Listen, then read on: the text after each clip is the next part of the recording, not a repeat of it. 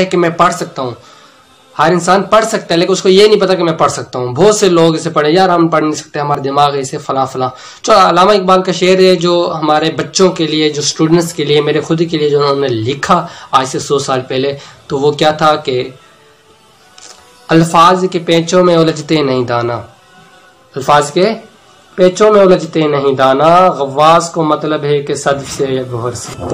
ہاں جی, تو علامہ اقبال کا جو یہ شعر تھا وہ انہوں نے ہمارے لیے اور ہماری آنے والی نسلوں کے لیے انہوں نے لکھ دیا تھا کہ بچہ اس پہ عمل کرو گے تو کامیابی آپ کی قدم چومے گی, ورنہ جتنے منہ اتنی باتیں جب سنو گے نا تو آپ کا منہ بھی ایسے یعنی کہ کبھی ادھر ایسے گھومتا رہے گا, کچھ ایک جگہ پر فوکس نہیں کر سکو گے, یاد رکھیے گا. اور ان کا جو شعر, ان کا مطلب یہ تھا شعر کا, الفاظ کے پیچوں میں الجھتے نہیں دانا.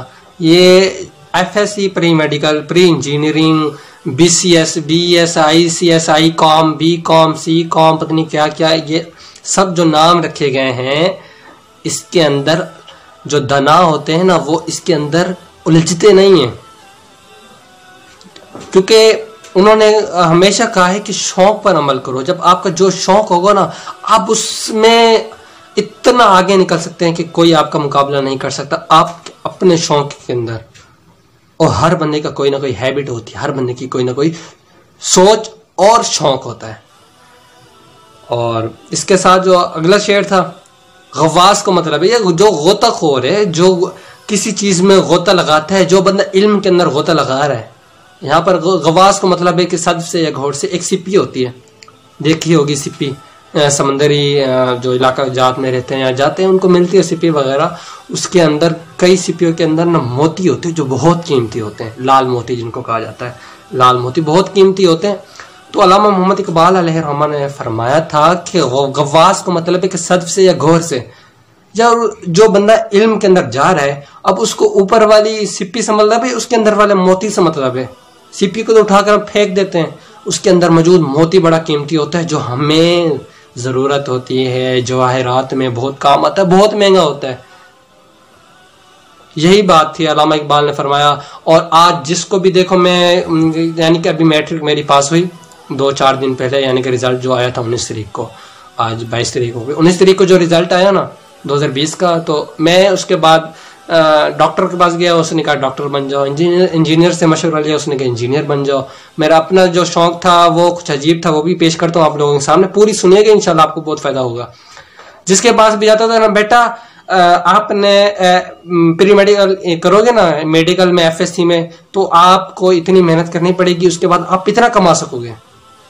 انجینئر میں بیٹا آپ اتنا کما سکتے ہیں, آئی سی ایس بیٹا ہر کمپیوٹر میں پڑھیے, اور 20-20 ہزار روپے, 25,000 30,000 سے اوپر اس کی نوکری وہاں شروع ہوتی ہے. یعنی کہ جس ادارے میں تقریباً ہر ادارے کی بات نہیں کر رہا, چند اداروں کی بات کر رہا ہوں جہاں میں گیا, انہوں نے یہ بتایا بیٹا تم اتنا پڑھ کر یہاں نوکری کر سکتے ہو. مجھے پڑھتے ہوئے 14 سال ہو چکے ہیں اور آگے بھی 3-4 سال لگ جائیں گے, تو اس کے بعد یہ کہا جا رہا ہے کہ آپ نوکری کر سکتے ہیں.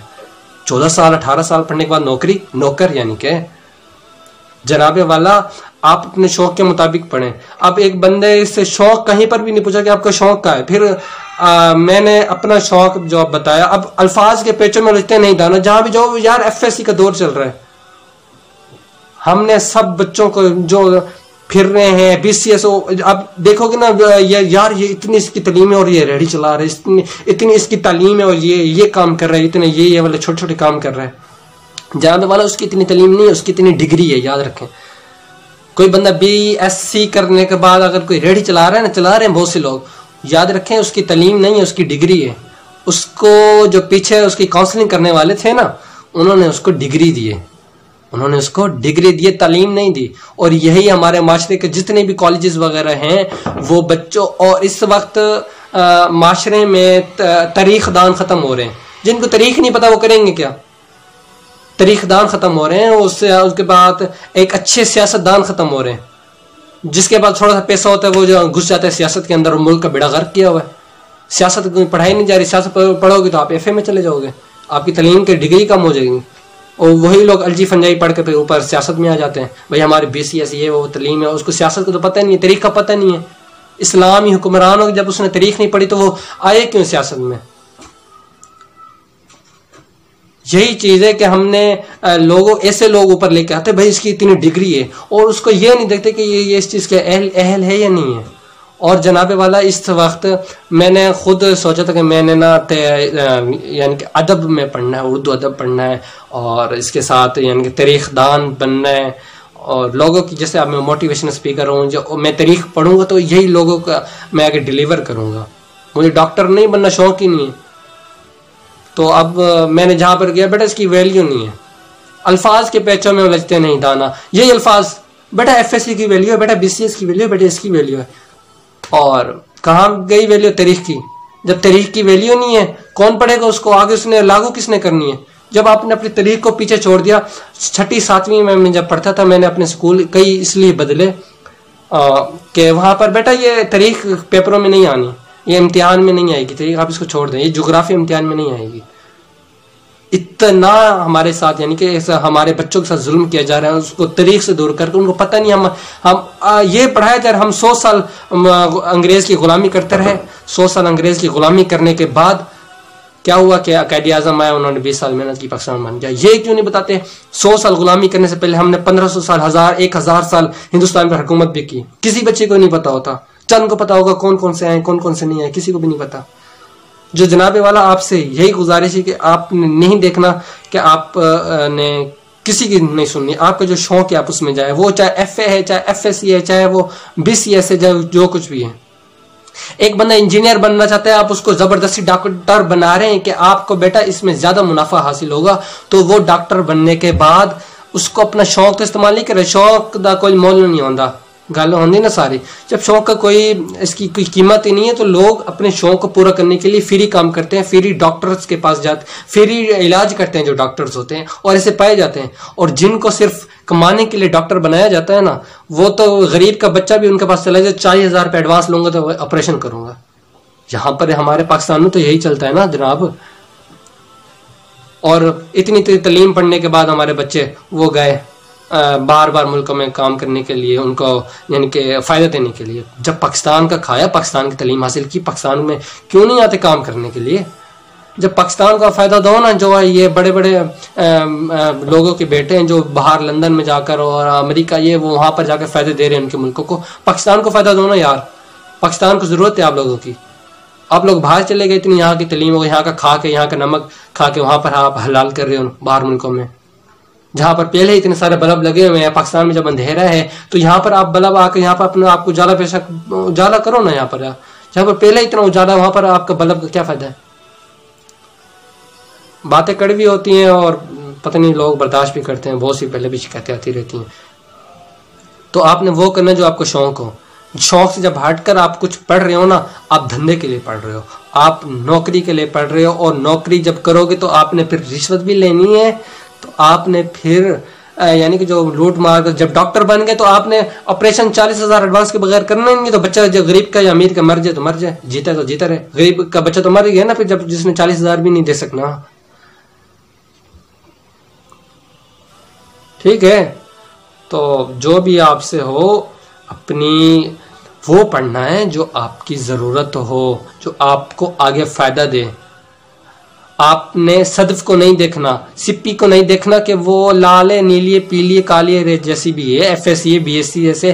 آپ کو جو اس کے اندر سے موتی سے مطلب ہے وہ آپ نے چوائس کرنا ہے. آپ کو ڈاکٹر بننا ہے تو آپ بنے اور ملک کا فائدہ سوچیں اس میں، نہ کہ لوٹنا. ایک ڈاکٹر جو 1000 روپے فیس لے رہا ہے، اس کے پاس 200 مریض لگ رہے ہیں ایک دن میں، 1000 وہ لے رہا ہے، آپ اس کے خود لگا لیں. 1,00,000 روپیہ وہ روز کا لے رہا ہے، اس کے 1,00,000 روپے کہاں جا رہا ہے؟ آپ خود حساب لگا لیں گے. اگر وہ خرچہ کر رہے ہیں جو اس کے پاس کام کر رہے ہیں یا بجلی وغیرہ، جو تقریباً 40,000 دے دیتا ہوگا ایک دن کا لوگوں کو جو اس کے پاس کام کر رہے ہیں. ایک چھوٹے سے کلینک والے بیٹھے ہیں یہاں پر، 1000 روپے والے ہمارے علاقے میں بیٹھے ہیں، نام میں مینشن نہیں کرنا چاہتا. کہاں جا رہے ہیں ان کا 50-60 ہزار روپے اوپر ایک ہی دن کے اندر؟ ملک کو لوٹنے کے لیے بیٹھے ہو، ان سے حساب لیا جائے. اور حکومت سے بھی گزارش ہے کہ ڈاکٹرز وغیرہ کا حساب لے اور ایک مقررہ فیس کریں، چاہے وہ کلینک ہو یا سرکاری ہو. اتنی فیس سے اوپر کوئی نہیں لے گا. 100 روپے بھی لے نا، 100 روپے ایک ڈاکٹر 100 روپے لے، اس کے بعد روزانہ کے 200 اگر مریض لگ رہے ہیں تو آپ خود سوچ لیں وہ روزانہ کے 20,000 روپے لے رہے ہیں. 20,000 रुपए से में से वो 1,000 अपने उसको दे देगा, कंडक्टर जो उसके पास कंपोजर का वगैरह काम कर रहा हो तो उसको दे देगा। इसके पास एक मेडिकल स्टोर में उसके पास होता है वो काम कर, कोई सफाई करने वाला 1,000 दे, 4-5 लोगों को 4-5 हज़ार देगा, बाकी 15,000 बचता है। और 15,000 में से वो चलो 5,000 गाड़ी का पेट्रोल है और किराया देते कि 10,000 उसके पास एक दिन का फिर भी बचता है। अगर वो 200 मरीजों से सिर्फ 100 रुपए ले, तो हुकूमत से भी गुजारिश है कि वो लोग जो यहाँ पर मुल्क में अपना धंधा चला रहे हैं, इसकी तालीम हासिल करने के बाद इसका खाकर इसको लूट रहे हैं इस मुल्क को, तो उनको लगाम दें और मुल्क के अंदर हीरे पैदा करें। और वो इल्म जो पाकिस्तानी कौम को दोबारा ऊपर लेकर आ सकती है, इस्लामी तारीख, पाकिस्तानी तारीख, हिंदुस्तानी तारीख बच्चों को पढ़ाएं। अलजी फंजाई बैक्टीरिया के अंदर ना घुसेड़ें, इनको घुसेड़ें, इनको अलजी फंजाई की तालीम लाजमी दें जो हासिल करना चाहते हैं, हर बंदे को ना दें। कुछ बंदों को जिनके हर बंदे को असल में ये शौक दे दिया गया कि आपने बेटा कमाना, इतना कमाओगे तो इतना खाओगे, ये वो गाड़ी बंगला हुई, तो उसने करना क्या, उसने लूटना ही है जहां पर भी जाना है। ठीक है, अल्लाह अस्सलाम वालेकुम।